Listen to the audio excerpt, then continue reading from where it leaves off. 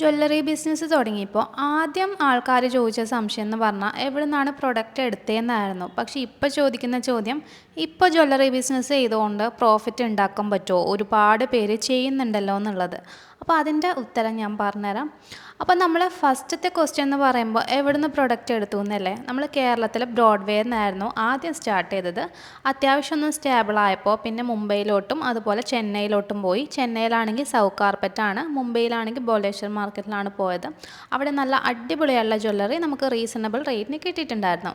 ഇനി നിങ്ങളുടെ രണ്ടാമത്തെ ക്വസ്റ്റ്യൻ, അതായത് ഇപ്പോൾ ജ്വല്ലറി ബിസിനസ് ചെയ്ത് കഴിഞ്ഞാൽ വിജയിക്കുമോ എന്നുള്ളത്, അത് നമ്മളെങ്ങനെ സോഷ്യൽ മീഡിയ മാർക്കറ്റിംഗ് ചെയ്യുന്നു എന്നതിനെ ബേസ് ചെയ്തിട്ടിരിക്കും കേട്ടോ.